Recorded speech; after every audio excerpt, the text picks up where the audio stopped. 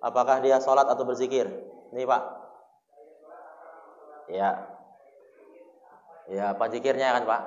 Sekarang saya tanya, kalimat yang sering kita baca, zikir itu apa kalimatnya Pak? Enggak. Kalimat zikir itu seperti apa? La ilaha illallah. Subhanallah itu apa? Tasbih. Alhamdulillah itu apa? Tahmid. Allahu Akbar. Apakah ini semua tidak bisa dibilang sebagai kalimat zikir? Kalimat zikir. Kenapa? Karena alladzina amanu wa tatma'innu qulubuhum bi dzikrillah. Orang beriman itu kalau mau tenang ingat Allah. Apanya yang diingat dari Allah? Asma'nya, Pak. Subhanallah walhamdulillah wala ilaha illallah wallahu akbar. Lalu bayi yang di dalam rahim, Bapak kalau saya tanya, kira-kira kalau ditakdirkan Allah, Pak, Bapak nanti sebelum saya tiupkan ruh, Bapak akan ditakdirkan Allah lahir dari seorang rahim Ibu Tin Soeharto. Bahagia nggak Pak? Bahagia. Sampai sekarang anak cucu keturunannya semua kena pengawalan pas pampres Pak. Tapi ketika nih Allah bilang, nanti kau akan kulahirkan dari rahim seorang, misalnya Pak, mohon maaf, Pok Nori. Apa kita bisa milih Pak kira-kira? Mau dilahirkan dari rahim siapa? Enggak. Kalau kita bisa milih tadi Pak. Dilahirkan dari rahim seorang Ibu Tin Soeharto tadi. Kalau bisa milih. Lalu anak kita nih, kondisi kita nih ketika masih di dalam rahim itu, apa yang kita lakukan? Kita senantiasa Pak membesarkan asma Allah. Apa ada kalimatnya? Makanya kalimatnya afdhaluz zikri fa'lam annahu la ilaha illallah. Apakah kita yang di dalam rahim itu berzikirnya la ilaha illallah? Wallahu a'lam. Kenapa? Karena rahim itu artinya kokoh dan kuat Pak. Dan di dalam rahim itu, itulah gambaran Pak, sesungguhnya surga itu keindahannya seperti ini. Coba kita bayangkan, seorang anak di dalam rahim, ngasih makannya mamanya pakai mulut atau pakai tali pusat Pak? Tali pusat kan? Kalau kita mikirnya pakai akal, nggak masuk akal kan Pak? Masa dari tali pusat bisa masuk makanan semua? Bisa dia terbentuk tangannya, jarinya, wajahnya seperti ini kita ini. Kalau bukan karena asma Allah dengan kalimat la ilaha illallah, tidak ada yang mungkin Pak. Kalau Bapak tanya, kita sedang sholat. Banyak yang mengatakan, para ahli mufasir, ketika seorang ibu itu dalam keadaan sholat, sesungguhnya anak dalam rahim juga ikut sholat Pak. Makanya anak itu dibentuk bukan nunggu besar Pak, tapi dari mulai dalam kandungan sudah dibentuk. Itulah kenapa orang tua kami itu dulu ngajarkan begini Pak. Ketika masak nasi, bukan sekedar nyunci beras saja, tapi dibaca li'ila fi Quraisy ila fihim rihlatash syita'i was-shaif falyabudu rabb hadzal bait alladzi at'amahum min ju' wa amanahum min khauf. Dan nyuci beras itu Pak, kalau kita mau dapat ilmunya, bukan asal-asalan gini, tapi seperti orang tawaf Pak, nyuci beras. Walaupun berasnya dulu kami makan beras satu Pak, tapi anaknya semua sehat, jadi orang semua Pak. Kenapa? Karena ada doanya di dalam situ. Jadi harus dimulai dari dalam rahim, bukan nunggu besar. Itu dia. Kemudian Bapak tadi Pak, berbicara tentang program dan janji. Program dan janji itu berbeda Pak. Kalau kita memahami tugas sebagai anggota DPR, DPRD, itu Pak cuma 3. Pertama Pak, penganggaran. Kemudian pengawasan. Kemudian pembentuk undang-undang, peraturan daerah. Inilah nanti yang akan menjadi programnya. Kalau hari ini mohon maaf, Pak Arif berjanji gini, Bapak-bapak, ibu-ibu jamaah pengajian Ahad subuh hari ini, nanti kalau saya jadi, dengan bahasa tadi Pak, kalau saya jadi nanti, ini nanti semua ini jalan nih nggak ada yang bolong Pak, semuanya nanti saya aspal. Nggak bisa Pak, karena yang ngaspal dinas PU Pak, ya kan? Bukan Pak Arif, dinas PU. Tapi bisa nggak Pak Arif mengusulkan? Bisa. Misalnya datang warga kampung, Pak Arif, tolonglah Pak Arif, jalan depan rumah kami ini seperti ini, seperti ini, seperti ini. Pak Arif tinggal angkat telepon. Pak Kadis PU, itu di tempat warga saya itu ada jalan bolong gini. Artinya apa? kita punya manfaat.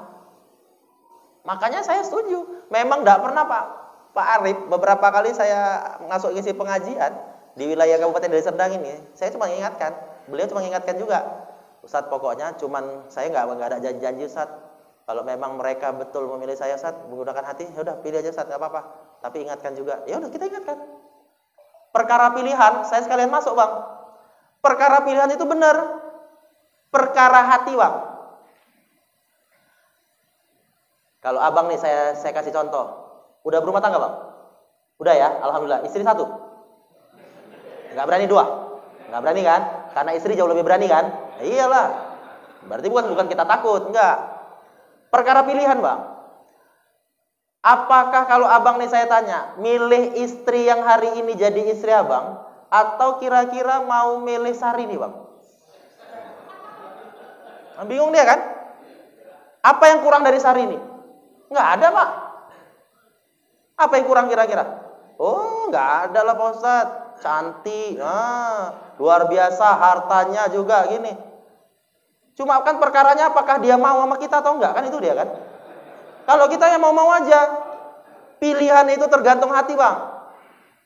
Kalau hati kita memang sudah Allah tambatkan nih Pak, bismillah ini dia. Yakini Pak, andai kata takdir Allah yang kita pilih enggak jadi Pak, maka kita terbebas daripada apa? Ancaman Allah tadi. Makanya apa saya ingatkan? Hadir kita Pak. Mohon maaf, saya tinggal di komplek Pemda Pak, tingkat 1, Simpang Pemda Tanjung Sari, komplek Bang Sumut. Yang lain akidah dengan kita Pak. Jalan udah terseok-seok payah, pakai kursi roda Pak, masih dibawa sama anaknya datang ke TPS. Kenapa? Dia punya keyakinan berharga suara dia untuk yang beda akidah dengan kita Pak. Makanya ada salah satu Pak anggota DPD RI yang sekarang duduk. Kan tuh alhamdulillah takdir Allah Pak, ada satu yang kena PAW karena mati orangnya. Bang Haji Faisal Amri. Apa saya bilang sama beliau Pak? Orangnya masih ada Pak, nanti Bapak tanya. Nanti jam 10 dia pulang Pak, pulang umroh. Jadi saya tanya sama beliau begini. Itulah kenapa dulu waktu sebelum abang tuh jadi, saya ingatkan, takut aja sama Allah, saya bilang. Kok gitu Ustaz? Iya, kalau abang nggak takut sama Allah, yang ada nanti sombong. Ah masa Ustaz? Iya. Rupanya Pak, memang dia takut sikit-sikit dia Pak, cuman tunduk aja, sikit-sikit tunduk, asal bicara apa tunduk. Kenapa Bang? Tapi Ustaz bilang takut sama Allah cuman. Takdir Allah, lawannya mati Pak. Makanya mohon maaf Pak, caleg ini kan banyak kan Pak. Ketika hari ini dari caleg, namanya caleg calon legislatif tadi, duduk menjadi anggota DPR Pak, kawan-kawannya yang kalah ini Pak, ini ngeri loh Pak. Doain kita mati Pak, supaya kena PAW. Ya bener, orang sampai ada Pak, salah satu anggota DPRD Pak, sakit, nggak ngabar-ngabari kita Pak. Sampai ditanya, Bu, Bapak sakit? Tahu info dari siapa Ustaz? Kemarin jamaah cerita, Ustaz ini, Bapak ini sakit Ustaz ini. Ah, betul lah, iya. Kok nggak dikabari aku ya, padahal taunya dia nomorku. Sekali ku tanya sama adiknya, kau bilang sama abangmu, kok nggak dikabari aku, kok dia sakit? Takut dia Ustaz, kenapa? Kalau dia mati kan Ustaz jadi anggota DPR, gantikan dia, katanya. Loh, kok malah jadi rusak kita nih? Kan tuh dia kan? Makanya pilihan itu gunakan hati, benar. Pilihan terbaik buat kita mana? Semuanya seperti yang Bapak bilang, betul semuanya haji Pak. Nggak ada yang nggak haji, haji semua. Sekarang pertanyaannya, dari semua ini semuanya putra terbaik, benar. Dari yang terbaik ini Pak, ada yang paling baik, betul. Dari yang terbaik dan paling baik ini ada yang terpaling dan sangat kali baik Pak. Bagaimana caranya memilihnya? Bermohonnya sama Allah Pak. Kita benar. Hak politik itu hak pribadi kita Pak. Tapi saya mengingatkan, hadir. Kenapa? Suara kita Pak, kalau kita nggak hadir, bisa disalahgunakan Pak. Makanya kita ini umat Islam Pak, jangan mau Pak, mohon maaf lah. Saya mengingatkan gini, kadang nanti tanggal 14 Februari itu kan tuh pasti libur kan Pak. Jam 7 udah nyewa pickup ke Sembahi Pak. Nyewa pickup ke Sembahi, ngapain? Datang dulu ke TPS Pak, berikan dulu hak suaranya, habis itu mau ke sembahe. Gak ada masalah, tapi datang dulu berikan hak suaranya, daripada nanti suara kita disalahgunakan sama orang yang lain akidah dengan kita Pak.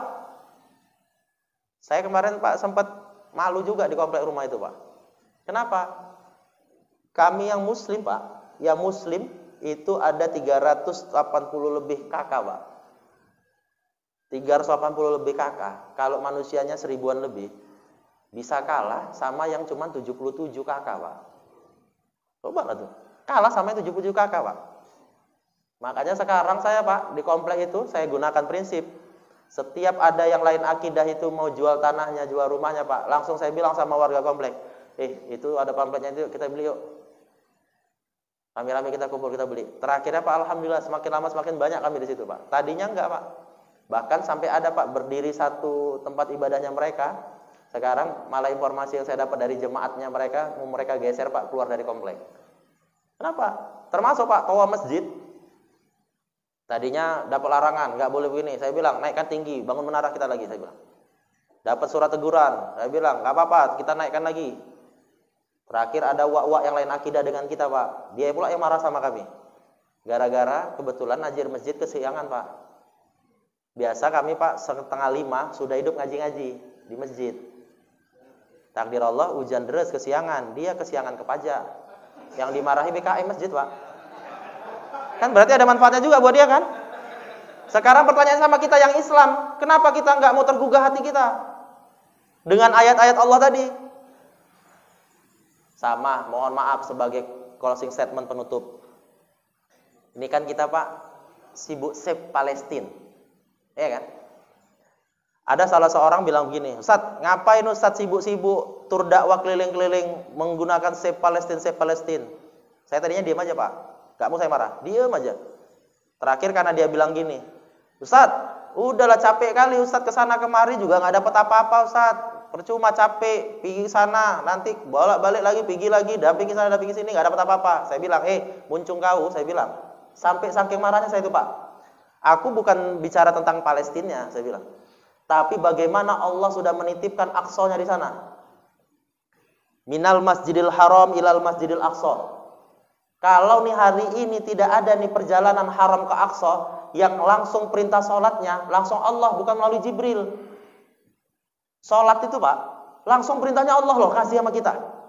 Bukan melalui wahyunya Jibril, tidak. Kalau yang lain ayat Allah nih, dari wahyu, sampaikan, nih kejadian ini. Ada sesuatu, melalui Jibril, sampaikan. Tapi sholat, langsung Allah yang panggil. Kekasihku, ambil nih sholat. Dan ini perjalanannya haram Aqsa ini. Kenapa minal masjid ilal masjid? Karena masjid ini memang harus kita makmurkan. Bukan hanya masjid megah besar tapi orang yang nggak ada. Saya bilang, bangun masjid besar bagus, tapi makmurkan. Bukan cuma semua anggaran-anggaran. Oh, masjid kami besar. Bapak nanti boleh cek Pak, sekali-sekali sholat. Itu jalan ke arah Bandara Kuala Namu, nanti jumpa cabang 2 Pak. Ke kanan Kuala Namu, ke kiri ke Batangkuis Pak. Di sudut sebelum sampai jumpa komplek perumahan perkebunan, sebelah kiri ujung itu Pak ada masjid besar Pak, Masjid Jami namanya. Baru selesai pugar semuanya Pak. Tadinya Pak, yang sholat di situ tuh sedikit orangnya. Tapi Allah kasih ujian. Paceklik Pak, satu kampung paceklik, nggak panen. Rupanya ada salah satu orang ustadz ceramah tentang bagaimana memakmurkan masjid. Dimakmurkan masjid itu Pak. Sekarang alhamdulillah Pak, makmur terus masjid itu. Nanti sekali-sekali Bapak jalan ke sana, Bapak lihat itu. Jumpa siapapun orang sana, ceritalah Bapak. Sholat biasa, subuh biasa Pak. Kalau sholat kita terawih Jumat rame kayak gini Pak, nggak apa-apa. Sholat subuh ramenya sama kayak seperti sholat Jumat Pak. Setiap hari. Tes saja sekali jalan-jalan ke sana. Orang saya pernah sekali, saya sering sholat subuh itu kadang keliling. Tengok hari biasa, kok ramai kali. Saya kira entah ada kajian taklim atau apa. Enggak, cuma gara-gara tadi Pak. Dan awal mulanya cara mereka satu Pak. Ditugaskan beberapa orang cuma untuk gedori pintu rumah orang. Subuh. Awal mula berat. Coba sekarang di kampung ini dibuat gitu Pak, tokoki rumahnya. Kalau enggak dilempar batu kita sama yang punya rumah kan. Itulah kita tuh. Padahal kalau kita paham dengan kita memakmurkan masjid, Allah yang akan curahkan rahmat berkahnya di kampung itu kan. Diangkat Allah semua balanya. Yang hadir apa Pak? Tinggal kasih sayang Allah di kampung itu. Begitulah kita kalau mau memahami hidup Pak. Kolbu kita itu senantiasa harus terus kita jaga Pak. Coba Pak, orang-orang tasawuf berzikir itu begini Pak. La ilaha illallah. Allahnya dibalikkan, dimasukkan lagi Pak. Kenapa? Karena memang Allah itu nggak ada di mana-mana. Allah itu senantiasa hadir bersama dengan kita Pak. Kalau dikatakan Allah itu ada di mana-mana, oh enggak, Allah itu ada sama kita. Dan Allah itu dekat dengan kita. Makanya insya Allah mudah-mudahan Pak, rahmat Allah tercurah buat kita. Insya Allah, amin ya rabbal alamin. Na'udzubillahi minasyaitonirrajim. Bismillahirrahmanirrahim. Alhamdulillahirabbil alamin, wassalatu wassalamu ala asrofil anbiya'i wal mursalin wa ala alihi washabihi rasulillahi ajma'in. Allahumma nurus samawati wal ardi bi barakatil Qur'an, hidayatil Qur'an bi rahmatika ya arhamar rahimin.